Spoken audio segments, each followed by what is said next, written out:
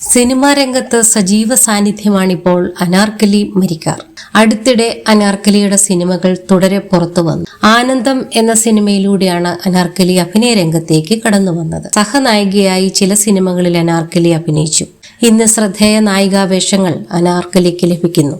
മന്ദാകിനി, ഗഗനചാരി തുടങ്ങിയ സിനിമകളാണ് അനാർക്കലിയുടേതായി അടുത്തിടെ പുറത്തിറങ്ങിയത്. ഇപ്പോഴിതാ തന്റെ വ്യക്തി ജീവിതത്തെക്കുറിച്ച് സംസാരിക്കുകയാണ് അനാർക്കലി മരിക്കാർ. നടി ലാലി PM ആണ് അനാർക്കലിയുടെ അമ്മ. അമ്മയെക്കുറിച്ച് അനാർക്കലി സംസാരിച്ചു. ധന്യ വർമ്മയുമായുള്ള അഭിമുഖത്തിലാണ് പ്രതികരണം. ഉമ്മ എല്ലാത്തിനെയും കുറിച്ച് അറിവുള്ള ആളാണ്. ഞാൻ ഒരിക്കലും ഉമ്മ വെറുതെ ഇരിക്കുന്നത് കണ്ടിട്ടില്ല. എന്തെങ്കിലും വായിച്ചുകൊണ്ടിരിക്കും. വീട്ടമ്മയായിരുന്നു. ഇടയ്ക്ക് ഇന്റീരിയർ ഡിസൈനിങ് പഠിക്കാൻ പോയി. ഒന്നും പഠിക്കാതെയാണ് പുള്ളിക്കാരി ഞങ്ങളുടെ വീട് ഡിസൈൻ ചെയ്യുന്നത്. ഒരു പ്രായം വരെ എൻ്റെ എല്ലാ ഡ്രസ്സുകളും ഉമ്മ തന്നെയാണ് തയ്ച്ചുകൊണ്ടിരുന്നത്. ഇപ്പോൾ തന്നെ ഉമ്മ അഭിനയം പഠിക്കാൻ പോകണം, നാടകം ചെയ്യണം എന്നൊക്കെ പറയും. വളർന്നപ്പോൾ പോലും അവസാനം എൻ്റെ എല്ലാ സംശയങ്ങളും ഉമ്മയോടാണ് ചോദിക്കുന്നത്. പുള്ളിക്കാരിക്ക് എല്ലാം അറിയാം. എല്ലാത്തരം പുസ്തകങ്ങളും വായിച്ച് അതേക്കുറിച്ച് എഴുതും.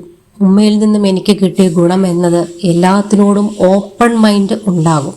വേറെ ജെൻഡറുകൾ ഉണ്ടെന്നും അവരെ ഒപ്പം നിർത്തണമെന്നും പഠിപ്പിച്ചു തരുന്നത് ഉമ്മയാണ്. ഒരാളെയും ഒരു കാര്യത്തിലും ഞാൻ ജഡ്ജ് ചെയ്യാറില്ല.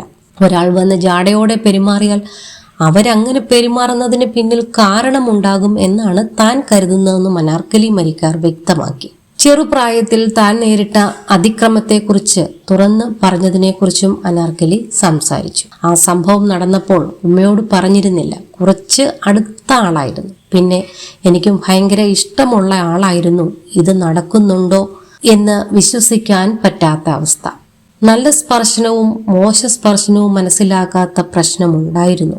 മോശം സ്പർശനമാണെന്ന് മനസ്സിലായപ്പോൾ ആരോടും പറയാൻ പറ്റാത്ത മാനസികാവസ്ഥയിലായിരുന്നു. ഇതേക്കുറിച്ച് ആലോചിക്കാതിരിക്കുക എന്ന ഉദ്ദേശമായിരുന്നു പിന്നെ എനിക്ക്. 1-2 വർഷത്തേക്ക് എന്നെ കാര്യമായി അത് ബാധിച്ചിരുന്നു.